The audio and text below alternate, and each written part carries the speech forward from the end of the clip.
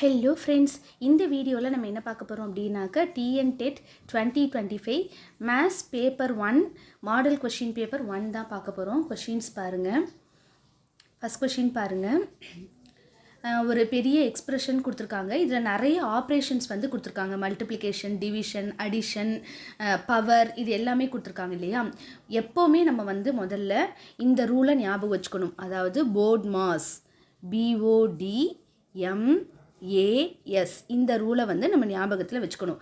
பினா bracket, ஓனா of, Tina division, அதுக்கப்புறம் multiplication, addition, subtraction. இந்த ரூலை எப்போவுமே நம்ம ஞாபகத்தில் வச்சுக்கணும். இப்போ எப்போவுமே நம்ம வந்து ப்ராக்கெட்டில் உள்ளதுக்கு ஃபஸ்ட்டு ஆன்சர் கண்டுபிடிக்கணும். அதுக்கப்புறம் பவரில் இருக்கிறதுக்கு ஆன்சர் கண்டுபிடிக்கணும். அதுக்கப்புறம் டிவிஷன், அதுக்கப்புறம் மல்டிப்ளிகேஷன், அடிஷன், சப்ராக்ஷன், அப்படி போகணும். சரியா? இப்போ இதில் பார்த்தீங்கன்னா முதல்ல ப்ராக்கெட் இங்கே தான் இருக்குது இல்லையா. ஸோ இதோட வேல்யூ என்னன்னாக்க, இதோட வேல்யூ by 7. இதை நம்ம மொத்தமாக கூடயும் கண்டுபிடிச்சிக்கலாம். சரியா? ஏன்னா 14 × 2 அது ப்ராக்கெட்டில் இருக்குது, by 7 இருக்குது. ஸோ இந்த 7ஐயும் இந்த 14ஐயும் கூட இதில் நம்ம கேன்சல் பண்ணிக்கலாம். அப்போ இந்த இடத்தோட ஆன்சர் எனக்கு என்னன்னு கிடைக்குது, 4ன்னு கிடைக்குது. ஸோ இந்த இடத்தோட ஆன்சர் நமக்கு 4ன்னு கிடைச்சிருச்சு. அதுக்கப்புறம் பவரை கால்குலேட் பண்ணணும். 3² வேல்யூ 9. ஸோ இந்த இடத்தோட ஆன்சர் 9 வந்துருச்சு. அதுக்கப்புறம் இங்கே ஒரு டிவைடு இருக்குது பாருங்கள், 66/2ன்னு சொல்லிட்டு. ஸோ அதோட ஆன்சர் எனக்கு 33. ஸோ இந்த இடத்துல எனக்கு வந்து 33 அப்படின்னு ஆன்சர் வந்துடும். இப்போ நடுவில் என்னென்ன இருக்குதுன்னு பாருங்கள். 33 இருக்குது, -12. அப்போ 33யும் 12ஐயும் சப்ராக்ட் பண்ணும்போது நமக்கு என்ன கிடைக்கும், 21ன்னு கிடைக்கும் இல்லையா. இந்த 21 கூட இந்த 4ஐ ஆட் பண்ணணும் நடுவில். அப்போ என்ன கிடைக்கும் நமக்கு, 25ன்னு கிடைக்கும். இந்த 25 கூட இந்த 9ஐ என்ன செய்ய சொல்லியிருக்காங்க, ஆட் பண்ண சொல்லியிருக்காங்க. 25 34 அப்படின்னு வரும். ஸோ இந்த சம்மோட ஆன்சர் 34. இதுதான் நமக்கு ஆன்சர். ஸோ இந்த மாதிரி தான் நம்ம வந்து இதோட இந்த மாதிரி சம்ஸுக்கெலாம் ஆன்சர் கண்டுபிடிக்கணும். ஓகேவா? இப்போ அடுத்த கொஷின் பாருங்கள். கீழ்கண்ட பின்னங்களில் மிக சிறியது எது அப்படின்னு கேட்டிருக்காங்க. Which of the fraction is லீஸ்ட்னு கேட்டிருக்காங்க. இந்த மாதிரி வரக்கூடிய சம்லெல்லாம் வந்து நமக்கு வந்து ஒரிஜினல் ப்ரொசீஜர் ஃபாலோ பண்ணுறது தான் கரெக்டு. இருந்தாலும் உங்களுக்கு டைம் வந்து அதுக்கு வந்து ஒத்து வராது. இது பெரிய பெரிய ஃப்ராக்ஷனாக இருக்கிறதுனால இதை நம்ம வந்து இதோட நார்மல் ப்ரொசீஜர் என்ன அப்படின்னாக்க, எல்லாத்தையும் டெசிமலில் மாற்றிட்டீங்க அப்படின்னாக்க உங்களுக்கு என்ன கிடைச்சிரும்னாக்க, இதில் எது சின்ன நம்பர், லீஸ்ட் நம்பர் அப்படிங்கிறது நம்மளால் ஈஸியாக சொல்லிட முடியும். ஆனால் இப்போ நான் உங்களுக்கு வந்து ஒரு ஷார்ட்கட் சொல்லித்தர போகிறேன். அந்த ஷார்ட்கட் வந்து ரொம்ப சிம்பிளாக இருக்கும். அந்த ஷார்ட்கட்டில் ஆன்சர் கண்டுபிடிச்சிட்டு நீங்கள் உங்களுக்கு டைம் இருந்ததுன்னா ஒரு தடவை ஒரிஜினல் ப்ரொசீஜர்லையும் நீங்கள் செக் பண்ணிட்டீங்கன்னாக்க உங்களுக்கு தப்பு வராமல் இருக்கும். ஓகேவா? இப்போ வந்து நம்ம அந்த ஷார்ட்கட்டுக்கு போவோம். அந்த ஷார்ட்கட் என்ன அப்படின்னாக்க, எல்லா ஃப்ராக்ஷன்லேயுமே வந்து கொஷினில் வந்து 24/25னா என்ன அர்த்தம், 25ல் 24 பங்குன்னு அர்த்தம். அப்போ பேலன்ஸ் ஒரு பங்கு இருக்கும் இல்லையா, அதை மட்டும் நம்ம லிஸ்ட் அவுட் பண்ணுவோம். சரியா? ஸோ ஃபஸ்ட்டு நம்ம என்ன பண்ண போகிறோம்னாக்க, 24/25ல் பேலன்ஸ் வந்து ஒரு பங்கு இருக்கும். ஸோ 1/25. 63/78ல் மிச்சம் வந்து எனக்கு 15 பங்கு இருக்கும். ஸோ 15/78. 69/72ல் 3 பங்கு மிச்சம் இருக்கும். ஸோ 3/72. 52/57ல் பாக்கி 5 பங்கு இருக்கும். 5/57. முதல்ல நீங்கள் இப்படி எழுதிக்கணும். இதுக்கப்புறமா நியூமரேட்டர் எல்லாத்தையும் கம்பேர் பண்ணிக்கணும். அதில் எது வந்து லீஸ்ட்டுன்னு பாருங்கள். ஸோ 1, 15, 3, 5 லீஸ்ட் வந்து 1 தான். ஸோ நம்மளோட ஃப்ராக்ஷனில் 1 அப்படிங்கிறது லீஸ்ட்டு. சரியா? அடுத்தது டினாமினேட்டர் எல்லாத்தையும் செக் பண்ணுங்கள். அதே ஃப்ராக்ஷனில் 25ங்கிறது எனக்கு லீஸ்ட்டாக வருது. ஸோ அதே ஃப்ராக்ஷனில் 1ம் லீஸ்ட்டாக வருது, 25ம் லீஸ்ட்டாக வருது. ஸோ 1/25 அப்படிங்கிறது வந்து நியூமரேட்டரும் லீஸ்ட்டாக வருது, டினாமினேட்டரும் லீஸ்ட்டாக வருது. சரியா?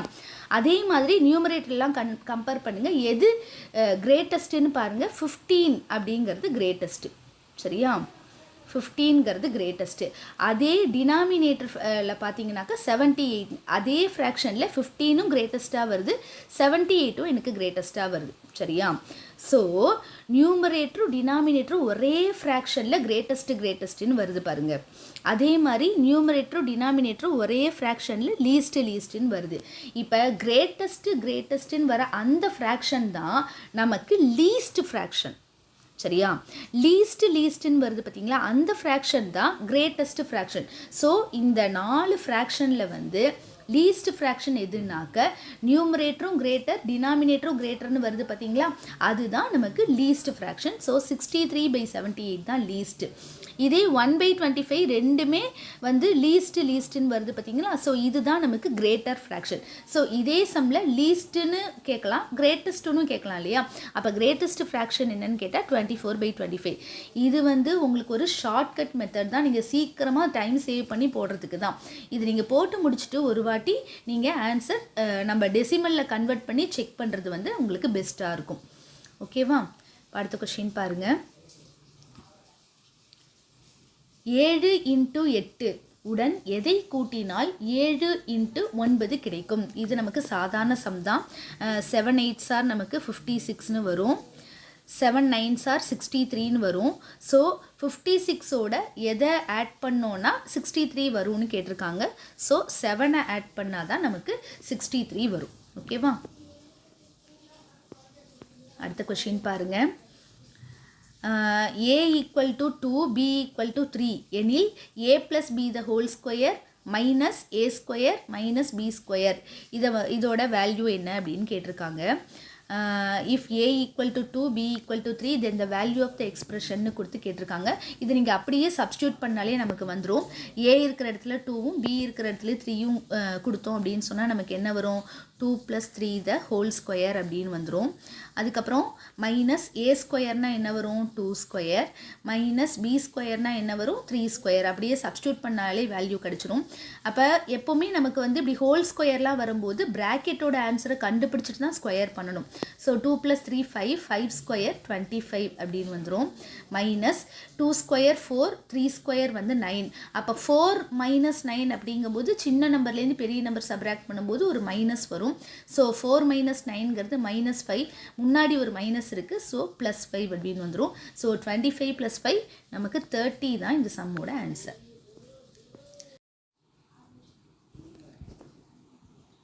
இப்போ அடுத்த கொஷின் பாருங்கள். x + 5 = y + 7 x, y belongs to wன்னு கொடுத்துருக்காங்க. wனா ஹோல் நம்பர்னு அர்த்தம். அதாவது எக்ஸுக்கும் ஒய்க்கும் நீங்கள் ஹோல் நம்பர் தான் கொடுக்கணும். ஹோல் நம்பர்னால் என்னது? 0லேருந்து 0 1 2 3 அப்படி தான் நீங்கள் வேல்யூஸ் கொடுத்துட்டு போகணும். சரியா? என்ற சமன்பாட்டிற்கான தீர்வுகளின் எண்ணிக்கை அப்படின்னு கேட்டிருக்காங்க. இந்த ஈக்குவேஷனை அவங்க சால்வ் பண்ணவே சொல்லலை, அது எத்தனை சொல்யூஷன் வரும் அப்படிங்கிறத நம்ம இந்த சம்மில் கண்டுபிடிக்கணும். சரியா? இப்போ பொதுவாகவே ஒரு ஈக்குவேஷனில் வந்து அதாவது வந்து எத்தனை வேரியபிள் இருக்கோ அத்தனை ஈக்குவேஷன் இருந்தால் தான் நமக்கு யுனிக் சொல்யூஷன் கிடைக்கும். யுனிக் சொல்யூஷன்னா என்னது? ஒரே ஒரு சொல்யூஷன் மட்டும் கிடைக்கும் அந்த ஈக்குவேஷனுக்கு. சரியா? அதாவது வந்து எத்தனை வேரியபிள்ஸ் இருக்கோ அத்தனை ஈக்குவேஷன் இருக்கணும். ஆனால் நமக்கு வந்து ஒரு ஈக்குவேஷன் தான் கொடுத்துருக்காங்க, நமக்கு 2 வேரியபிள் கொடுத்துருக்காங்க இல்லையா? அப்போ இந்த ஈக்குவேஷனுக்கு வந்து நமக்கு நிறைய சொல்யூஷன்ஸ் இருக்குன்னு அர்த்தம். ஏன்னா எக்ஸு மாற மாற நமக்கு ஒய்யோட வேல்யூவும் மாறிக்கிட்டே இருக்கும். அப்போ சொல்யூஷன் வந்து உங்களுக்கு நிறைய சொல்யூஷன்ஸ் வந்து கிடைக்கும். சரியா? அப்போ அதுதான் எத்தனை சொல்யூஷன் அப்படிங்கிறது கொஸ்டினில் கேட்டிருக்காங்க. சரியா? இப்போ இந்த சம்மில் பார்த்தோன்னா இப்போ முதல்ல இந்த சம்மை வந்து நம்ம கரெக்டான ஃபார்மெட்டுக்கு கொண்டு வருவோம். XY எல்லாம் ஒரு சைடு, நம்பரெல்லாம் இன்னொரு சைடு வச்சுப்போம். அப்போ என்ன வரும்? நமக்கு x - y = 2 அப்படின்னு வரும். இப்போ எக்ஸுக்கு என்ன சப்ஸ்டியூட் பண்ணால், ஒய்க்கு என்ன சப்ஸ்டியூட் பண்ணால் இதோட சப்ராக்ஷன் வேல்யூ வந்து எனக்கு 2 வரும் அப்படின்னு நம்ம செக் பண்ணணும். அதாவது ஹோல் நம்பர் தான் கொடுக்கணுங்கிறதுனால எக்ஸுக்கு நம்ம 0லேருந்து தான் கொடுக்கணும். சரியா? இப்போ நான் எக்ஸுக்கு 0 கொடுக்க முடியுமா அப்படின்னா 0 கொடுத்தேன் அப்படின்னா ஒய்க்கு என்ன நம்பர் கொடுத்தாலும் நமக்கு 2 வராது. ஸோ எக்ஸுக்கு 0 கொடுக்கக்கூடாது. எக்ஸுக்கு 1 கொடுக்கலாமான்னு பாருங்கள். எக்ஸுக்கு 1 கொடுத்தாலும் இங்கே என்ன போட்டாலும் நமக்கு 2 வராது. ஸோ எக்ஸுக்கு 1ம் கொடுக்கக்கூடாது. எக்ஸுக்கு 2 கொடுக்கலாமான்னு பாருங்கள். எக்ஸுக்கு நான் 2 கொடுத்தேன்னா இங்கே ஒய்க்கு என்ன போட்டாலும் நமக்கு 2வும் வராது. ஸோ எக்ஸுக்கு இந்த 3 வேல்யூவுமே பாசிபிள் கிடையாது. சரியா? அப்போ எக்ஸுக்கு நான் 3லேருந்து தான் கொடுக்க ஆரம்பிக்கணும். நான் இப்போ எக்ஸுக்கு 3 கொடுத்தேன்னு வச்சுக்கோங்களேன், என்னால் ஒய்க்கு 1 கொடுக்க முடியும். ஸோ 3 - 1 எனக்கு 2ன்னு வந்துடும். சரியா? எக்ஸுக்கு நான் 4 கொடுத்தேன்னு வச்சுக்கோங்களேன், 4 கொடுத்தா இங்கே எனக்கு ஆன்சர் 2 வரணும். அப்போ ஒய்க்கு நான் 2 தான் கொடுத்தாகணும். ஸோ 2 கொடுக்கலாம். அப்போ எக்ஸுக்கு 5 கொடுக்கும்போது 3 கொடுக்கணும். ஸோ எக்ஸுக்கு நான் 3லேருந்து நம்பர் கொடுக்கும்போது தான் எனக்கு வந்து ஒய்க்கு கரெக்டாக அந்த ஹோல் நம்பர் கொடுத்தா எனக்கு அந்த 2 அப்படிங்கிறது வந்து மேட்ச் ஆகுது. சரியா? அப்போ இந்த 3 நம்பர் 0 1 2 இந்த 3 நம்பர் கொடுக்கக்கூடாது. ஸோ 3க்கு மேற்பட்ட நம்பர்கள் கொடுக்கும்போது தான் நம்மளால் வந்து இந்த ஈக்குவேஷன் வந்து எனக்கு சாட்டிஸ்ஃபை ஆகுது. அப்போ இந்த சம்மில் வந்து நம்பர் ஆஃப் பாசிபிள் சொல்யூஷன் என்னன்னு கேட்டால் கிரேட்டர் தேன் 3. சரியா? அதாவது 3க்கு மேற்பட்ட நம்பர்களை கொடுக்கும்போது தான் இதுக்கு வந்து சொல்யூஷன் வந்து நமக்கு கரெக்டாக வரும். ஓகேவா? அடுத்த சம் பாருங்கள். ஒரு வட்டத்தின் ஆரம் 2 மடங்கானால் பரப்பளவு எத்தனை மடங்காகும் அப்படின்னு கேட்டிருக்காங்க. when the radius of the circle is doubled the area is increased by dash times அப்படின்னு கேட்டிருக்காங்க. அப்போ வந்து முதல்ல வந்து ஏரியா ஆஃப் த சர்க்கிள் வந்து நமக்கே தெரியும் πr². இப்போ நமக்கு என்ன கேட்டிருக்காங்கனாக்க வட்டத்தோட ஆரம் வந்து 2 மடங்கு ஆகுது, அதாவது ரேடியஸ் வந்து டபுள் ஆகுது. அப்போ ஆருக்கு பதிலாக நம்ம என்ன போடுவோம், 2r போடுவோம். இப்போ இதே ஏரியா ஃபார்முலா சப்ஸ்டியூட் பண்ணுங்கள். π × 2r the whole square அப்படின்னு வரும். ஸோ 2² வந்து நமக்கு 4ன்னு வரும். ஸோ 4πr² வரும். πr²ங்கிறது வட்டத்தோட பரப்பளவு. ஸோ 4πr² வருது நமக்கு. அப்போ 4 மடங்கு வந்து அதிகரிக்குதுன்னு அர்த்தம். ஸோ ஒரு வட்டத்தில் ஆரம் 2 மடங்கு ஆச்சுனாக்க அதோட பரப்பளவு வந்து 4 மடங்கு ஆகும். ஓகேவா? அடுத்த கொஸ்டின் பாருங்கள். அரை வட்டத்தின் மைய கோணம், அதாவது செமி சர்க்கிள், இதுதான் நமக்கு செமி சர்க்கிள். செமி சர்க்கிளில் இந்த இடத்துல சென்டர் இருக்கும். ஸோ செமி சர்க்கிளை பொறுத்த வரைக்கும் மைய கோணம் வந்து 180 டிகிரி. சரியா? அடுத்த கொஸ்டின் பாருங்கள். கடிகாரம் 8 மணியை காட்டும்போது முட்களுக்கிடையே உள்ள கோணம் என்ன அப்படின்னு கேட்டிருக்காங்க. ஒரு கடிகாரம்னா நமக்கே தெரியும், இப்படி வட்டமாக இருக்கும். இதில் வந்து 8 மணி அப்படின்னாக்கா இந்த இடத்துல தானே நமக்கு 8 இருக்கும். ஸோ இந்த இடத்துல 12 இருக்குமா. ஸோ 8 மணிங்கும் போது இப்படி வரும் நமக்கு. சரியா? அப்போ இதுக்கு நடுவில் இருக்கிற கோணம் என்னன்னு கேட்டிருக்காங்க. உங்களுக்கே தெரியும் 9 மணி அப்படிங்கிறது வந்து இப்படி வரும், நேராக வரும். ஸோ அது 90 டிகிரி வரும். அப்போ 8 மணிங்கிறது இந்த சைடு முள்ளு நகர்ந்துடுறதுனால இது வந்து அப்டியூஸ் ஆங்கிளாக வரும். அப்டியூஸ் ஆங்கிள்னால் என்ன அப்படின்னாக்க விரிகோணமாக நமக்கு வரும். ஓகேவா? அடுத்த கொஸ்டின் பாருங்கள். மாத வருமானம் ரூபாய் 25,000 பெறும் நபர் ஒவ்வொரு மாதமும் 2,000 சேமிக்கிறார் எனில் அவருடைய மாத சேமிப்பு சதவிகிதம் எவ்வளவு அப்படின்னு கேட்டிருக்காங்க. A person saves ₹2,000 in monthly income of ₹25,000. What is the percentage of his savingsன்னு கேட்டிருக்காங்க. இப்போ இது ரொம்ப ரொம்ப சிம்பிள். அதாவது 25,000 ரூபாய்க்கு 2,000 ரூபாய் சேமிக்கிறாங்க. அப்போ நம்ம அது ஃப்ராக்ஷனாக எப்படி எழுதுவோம், 25,000 டினாமினேட்டரில் போட்டுக்கணும், 2,000 நியூமரேட்டரில் போட்டுக்கணும். அதாவது 25,000க்கு 2,000 சேமிக்கிறாங்க அப்படின்னாக்க அப்போ 100க்கு பர்சன்டேஜ்னாலே நம்ம 100க்கு தானே கேல்குலேட் பண்ணுவோம். ஸோ 30 கட் ஆகிடும். 25 4 தடவை வரும். So 4 2s are 8%. ஸோ இந்த சம்மோட ஆன்சர் 8%. அடுத்த கொஸ்டின் பாருங்கள். ஒரு சதுர வடிவ பூங்காவிற்கு வேலி அமைக்க 1 மீட்டருக்கு ரூபாய் 4 வீதம் ரூபாய் 1,600 செலவாகிறது எனில் பூங்காவின் பரப்பளவு எவ்வளோன்னு கேட்டிருக்காங்க. The fencing charges of square shaped park is ₹1,600 at the rate of ₹4 per meter. The area of the park எவ்வளோன்னு கேட்டிருக்காங்க. அதாவது 1,600 ரூபாய்க்கு 1 மீட்டருக்கு 4 ரூபாய் செலவாகுது. சரியா? அப்போ எத்தனை அந்த ஸ்கொயர் பார்க்கோட ஏரியா என்னன்னு கேட்டிருக்காங்க. ஸோ ஸ்கொயர் பார்க்கோட ஏரியா, இதோட சைடை வந்து நம்ம ஏன்னு எடுத்துக்கிட்டோம்னாக்க அதோட ஏரியா வந்து நமக்கு A² நமக்கு கண்டுபிடிக்கணும். சரியா? இப்போ 1 மீட்டருக்கு 4 ரூபாய். அப்போ 1,600க்கு எவ்வளோ வரும் அப்படின்னு பார்த்தோன்னா 1,600 நம்ம என்ன செய்யணும், 4ஆல் டிவைட் பண்ணணும் இல்லையா? 4ஆல் டிவைட் பண்ணும்போது 400 வரும். அதாவது 1 மீட்டருக்கு 1 ஸ்கொயர் மீட்டருக்கு 4 ரூபாய்னாக்க 400 ஸ்கொயர் மீட்டருக்கு தான் நமக்கு வந்து 1,600 ருபீஸ் வந்து நமக்கு தேவைப்படும் இல்லையா? அப்போ இதோட ஆன்சர் வந்து 400 ஸ்கொயர் மீட்டர். அதாவது இந்த ஏஏ அதெல்லாம் நம்ம கண்டுபிடிக்க வேணாம், ஏன்னா கொஷினில் ஏரியா தான் கேட்டிருக்காங்க. சப்போஸ் இதே கொஷின் சைடு என்ன அப்படின்னு கேட்டிருந்தாங்கனாக்க 400 ஸ்கொயர் மீட்டருக்கு ஆகக்கூடிய செலவு தான் வந்து 1600. சரியா? அப்போ இந்த பார்க்கோட சைடு என்ன அப்படின்னு கேட்டாக்க அப்போ ஏ ஸ்கொயர் வந்து 400, அப்போ ஏ வந்து நமக்கு 20 அப்படின்னு நம்ம போட்டுக்கலாம். ஆனால் இந்த சம்மில் அவ்வளோ தூரம் கேட்கல, ஏரியா ஆஃப் த பார்க் தான் கேட்டிருக்காங்க. ஸோ 400 இந்த 1600 நீங்கள் 4ஆல் டிவைட் பண்ணிட்டீங்கனாலே எத்தனை ஸ்கொயர் மீட்டர் வந்து நமக்கு கிடைக்கும்னு தெரிஞ்சிடும். ஓகேவா? அடுத்த கொஸ்டின் பாருங்கள்.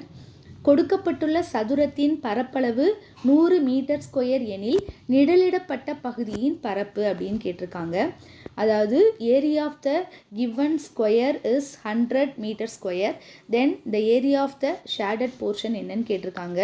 இப்போ இதில் வந்து இந்த சைடு இன்ட்டு மார்க் போட்டு கொடுத்துருக்காங்க. அப்படின்னா என்ன அர்த்தம்னா, இப்போ இந்த இதுலேயே இந்த போர்ஷனில் இந்த போர்ஷன் மட்டும் நீங்கள் வந்து என்னன்னு கண்டுபிடிக்கணும். சரியா? இப்போ area of the given square வந்து 100 மீட்டர் ஸ்கொயர் அப்படின்னு கொடுத்துருக்காங்க. ஸோ இது ஃபுல் ஏரியாவுமே வந்து 100 மீட்டர் ஸ்கொயர் அப்படின்னு கொடுத்துருக்காங்க. இதில் வந்து 4ல் ஒரு பகுதி அப்படிங்கும்போது இந்த போர்ஷன் மட்டும் எனக்கு எவ்வளோ ஸ்கொயர் மீட்டர் வரும்னாக்க 25 வரும் இல்லையா? மொத்தமாக 100, அதை 4 ஸ்கொயராக பிரிச்சுருக்காங்க. ஸோ ஒரு ஸ்கொயரோட வேல்யூ மட்டும் 25 வரும். அந்த ஸ்கொயர்லேயும் நமக்கு பாதி போர்ஷன் தான் ஷேடட் போர்ஷன் இல்லையா? அப்போ இந்த சம்முக்கு 12.5 தான் நமக்கு ஆன்சர். ஸோ 25ல் பாதி எவ்வளோ? நமக்கு 12.5. ஸோ இந்த சம்மோட ஆன்சர் 12.5 மீட்டர் ஸ்கொயர். அடுத்த சம் பாருங்கள்.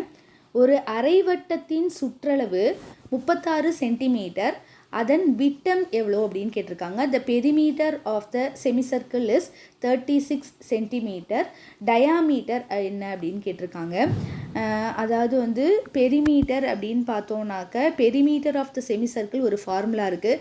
ஸோ இந்த போர்ஷன் வந்து நமக்கு πr, இந்த போர்ஷன் நமக்கு வந்து 2r. So perimeter of the semicircle formula π + 2 × r. அதாவது இது ரெண்டுத்தையும் ஆட் பண்ணணும். ஸோ ஆரை காமனாக எடுத்துருவோம். ஸோ π + 2 × rன்னு வரும். இதோட ஆன்சர் வந்து நமக்கு கொஷினில் 36 அப்படின்னு கொடுத்துருக்காங்க. ஸோ நமக்கு இதில் விட்டம் எவ்வளோன்னு கேட்டிருக்காங்க, டயாமீட்டர் தான் கேட்டிருக்காங்க. ஸோ நம்ம 2r தான் நமக்கு வந்து கண்டுபிடிக்கணும். சரியா? முதல்ல r கண்டுபிடிச்சிப்போம். அப்போ என்ன வரும் நமக்கு? 36/π + 2 அப்படின்னு சொல்லிட்டு நமக்கு வரும். ஓகேவா? இப்போ இதை நம்ம சிம்பிளிஃபை பண்ணிட்டோம் அப்படின்னாலே நமக்கு ஆரோட வேல்யூ என்னன்னு கிடைச்சிரும். அதாவது பையோட வேல்யூ நமக்கு வந்து 22/7. இது நமக்கு சிம்பிள் தான், ரொம்ப கேல்குலேஷன்லாம் இருக்காது. ஸோ 22/7 + 2 டினாமினேட்டருக்கு மட்டும் எல்சிஎம் எடுங்க. அப்போ என்ன வரும்? நமக்கு 7 வருமா? மேலே 22 ப்ளஸ் கிராஸ் மல்டிப்ளை பண்ணும்போது 14 அப்படின்னு வரும். அடுத்த ஸ்டெப்பில் வந்து நமக்கு என்ன கிடைக்கும்? 22 10 32 4 36. ஸோ இதோட வேல்யூ 36, இதோட வேல்யூவும் 36. ஸோ ரெண்டும் கேன்சல் ஆகிடும். அதுக்கப்புறம் 7 வந்து நியூமரேட்டருக்கு ஷிஃப்ட் ஆகிடுச்சுனாக்க இந்த சம்மோட ஆன்சர் r = 7. ஆனால் கொஷினில் r கேட்கல, டயாமீட்டர் கேட்டிருக்காங்க. ஸோ 2r வந்து நமக்கு 14. ஸோ இந்த சம்மோட வேல்யூ வந்து நமக்கு 14. ஓகேவா?